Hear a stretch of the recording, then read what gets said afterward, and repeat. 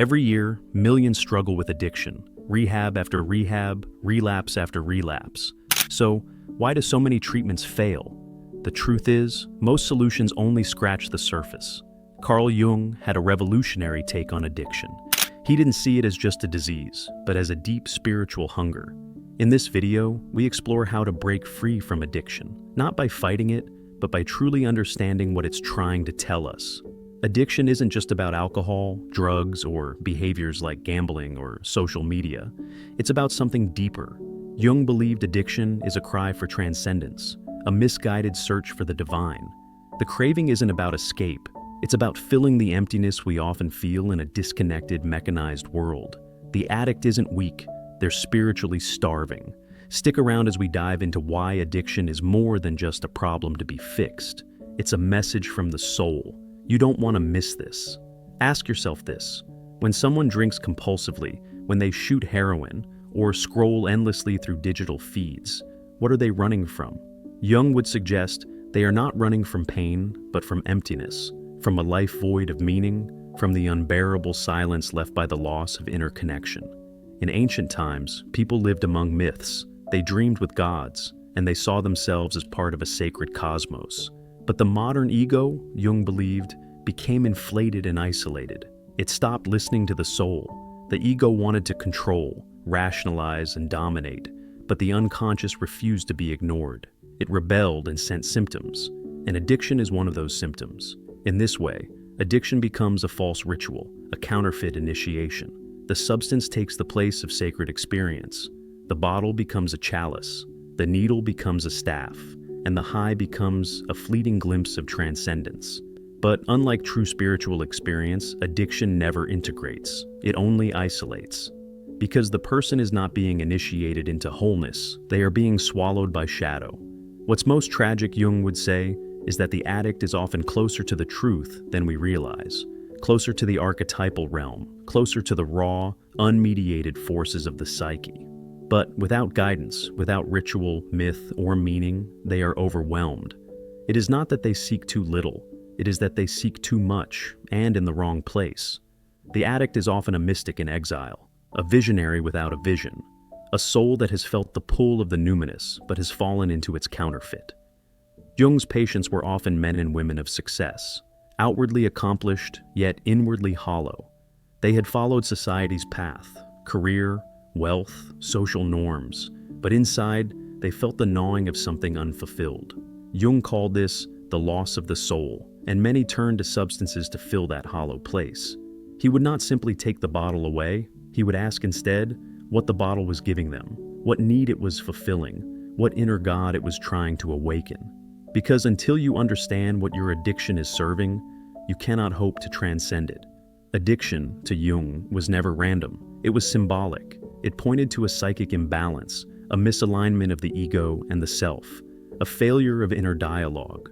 To treat the addiction, then, you must restore that inner relationship. Jung believed that this restoration did not come through punishment or repression, but through meaning, through the recovery of soul language, through dreams, myth, art, ritual, vehicles of the unconscious that reconnect the ego with the greater whole.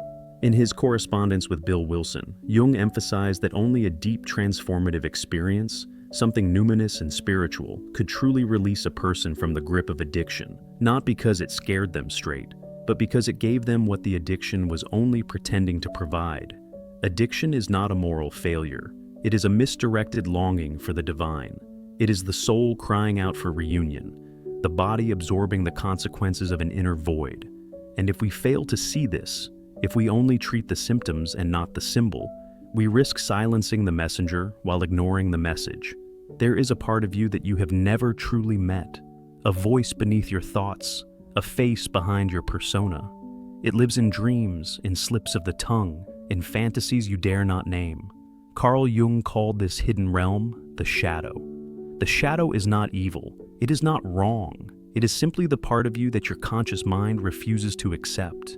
Whenever we deny an emotion, whenever we say, "This is not me," we cast it into the unconscious. We repress it, not to destroy it, but to bury it. And buried things do not die. They grow roots, they take on form, they wait to be understood. Addiction, Jung urges us to look here, not only at the substance or the behavior, but at what has been cast into the dark. Because often, the thing we are addicted to is not the problem. It is the solution to a deeper, hidden conflict. Ask yourself, what have you disowned? What part of your nature has been labeled shameful, weak, unacceptable? The shadow is not just the place where trauma hides. It is where power hides. Rage, desire, creativity, the truth about your needs and wounds. These are things the ego, the image you show the world, cannot always tolerate. So they are exiled. They become ghosts in your own psyche. And it is often these ghosts that reach for the bottle, for the pill, for the escape. Jung understood that repression creates imbalance. The more we push something down, the more it fights to return. And when it does, it often comes back in distorted form, through dreams, nightmares, anxiety, or addiction. He once wrote that everyone carries a shadow, and the less it is embodied in the individual's conscious life, the blacker and denser it is. In other words, the more you deny it, the more it controls you. Addiction can be a sign that the shadow is screaming to be acknowledged, that the mask you wear no longer fits, that your inner life, the neglected hidden part of you, is demanding to be seen. This is not just personal. From a Jungian perspective, the shadow also includes everything the culture rejects. We grow up in systems that label vulnerability as weakness, anger as dangerous, sensuality as sinful. And so we hide these parts of ourselves, not just from others, but from our own awareness. This is where repression begins, and repression becomes a kind of soul amnesia. We forget who we are beneath our conditioning, but the body remembers, the unconscious remembers, and eventually something breaks through. The addict in this view is not just chasing pleasure. They are unconsciously trying to reconnect with the parts of themselves they have lost. The drink, the high, the escape, it becomes a portal to the forbidden self, even if only for a moment. The addict feels free from the prison of persona, free to feel, to rage, to rest, to disappear, not because they want to die, but because the false self they've been forced to uphold no longer feels livable. And so they reach, not out of weakness, but out of a desperate attempt to restore balance. Jung taught that the only way to truly heal is to make the unconscious conscious, to confront the shadow, not to destroy it, but to integrate it. Because the shadow, once faced, becomes a source of power. But this confrontation requires courage, not the kind of courage that fights a battle, but the kind that sits in silence and listens to the dream, to the memory, to the wound that still lives beneath the surface. Jung believed that the addict's transformation begins here, not in resisting temptation, but in understanding what the temptation represents, not in suppressing desire, but in tracing it to its roots. For many, the shadow contains pain. For others, it contains potential.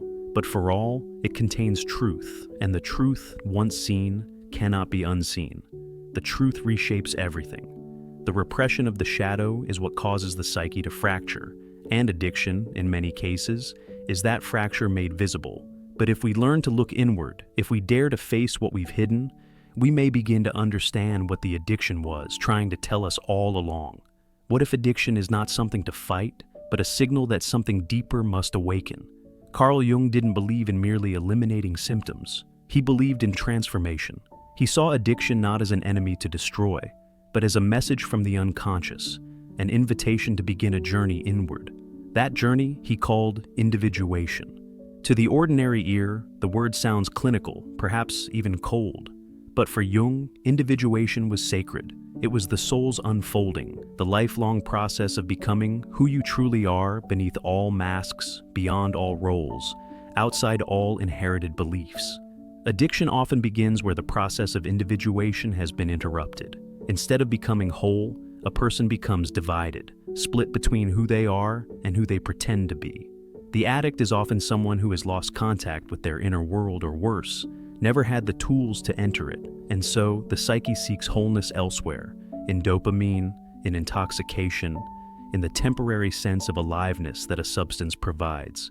But the feeling never lasts because it is not rooted in the self. Jung taught that the human being contains far more than the conscious ego admits. Within us lies a vast landscape, dreams, archetypes, instincts, memories long forgotten, yet still alive. The unconscious is not just a storehouse of repressed content. It is the soil of meaning. It is the place where the soul begins to bloom. The path of individuation is the slow integration of this unconscious material into conscious awareness. It is not self-improvement, it is self-discovery, not becoming better, but becoming whole. And that is what the addict truly craves, not the next high, but the feeling of being real, of being integrated, of living from a center that cannot be broken. To begin individuation is to ask questions that frighten the ego. Who am I really? What am I avoiding? What does this addiction represent in symbolic terms? Jung might ask, what archetype are you failing to live out? Is the addict suppressing the artist, the rebel, the mystic? Are they numbing themselves because the life they live does not reflect the soul they carry?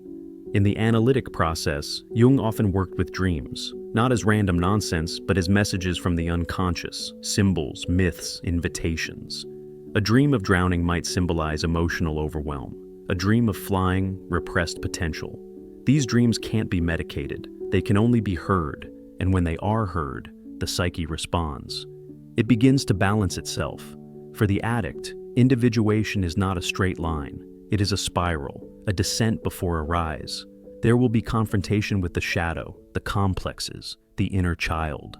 But this confrontation is the cure, because what we face with honesty, we no longer need to escape from.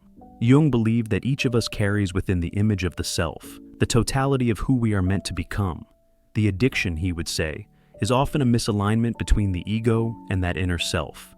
The ego chases security, image, control, but the self seeks authenticity, integration, truth. And when the two are in conflict, the person suffers.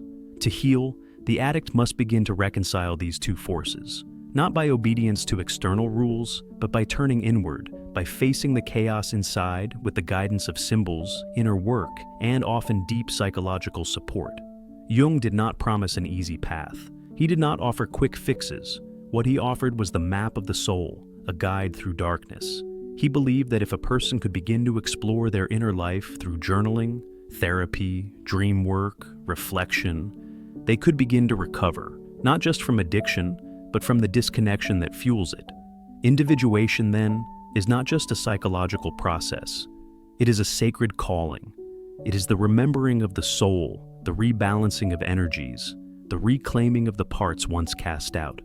And in this way, addiction becomes not the end, but the beginning of something deeper. There is a hunger in the human soul that cannot be silenced by logic or restrained by discipline. It is not physical, it is not intellectual. It is the hunger for the numinous, for the sacred, for the real. Carl Jung believed that addiction was, at its root, the symptom of a spiritual starvation, not merely an escape from suffering, but a substitution for transcendence. He wrote to Bill Wilson, the founder of Alcoholics Anonymous, that the craving for alcohol was, in truth, the equivalent on a low level of the spiritual thirst of our being for wholeness, and that no true healing could occur unless that thirst was quenched by a genuine inner experience. What did he mean by this? He meant that the psyche, in its essence, longs to touch something greater than the ego, greater than routine, greater than the masks and defenses we build. It longs for what Jung called the numinous, a word he used to describe an encounter with the vast, the mysterious, the awe-inspiring force that lies at the heart of life itself. This experience is not reserved for saints or mystics. It appears in dreams, in moments of silence, in breakdowns that become breakthroughs, in the terrifying clarity that sometimes comes when everything else falls apart.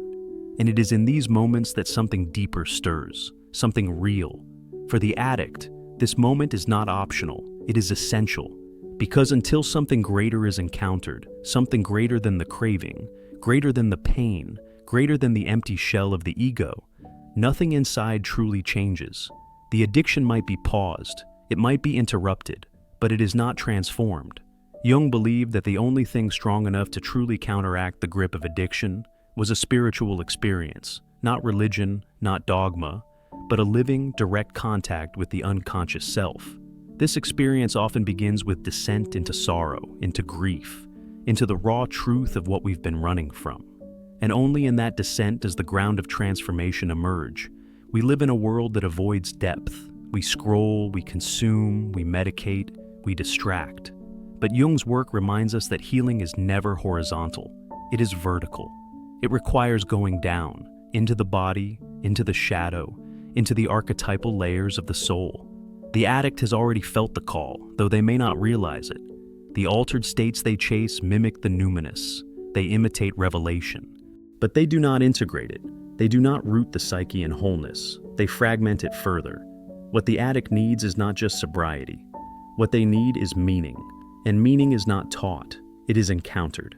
It may come through a dream that won't leave you, through a symbol that burns itself into memory, through a moment of silence that cracks open the illusion of control. This is not about belief. It is about experience. The deep inner experience that shows you the truth of your own depths, the kind that cannot be unseen, the kind that shifts the axis of your life. Jung was clear. It is only this numinous encounter, this confrontation with the inner divine, that can reorient the soul. He saw it happen in his patients, not through willpower, not through advice, but through dream work, through facing the shadow, through moments of profound inner awakening. He saw people haunted by addiction slowly awaken to something more powerful than their compulsions, the inner self. And the self does not speak in slogans. It speaks in symbols, in paradox, in silence.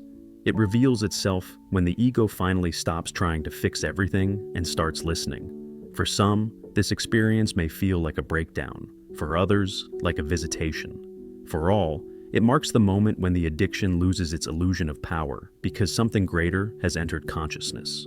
Jung believed that this was the only true antidote to addiction, a connection with the inner world so profound, so alive, that the need for false transcendence dissolves.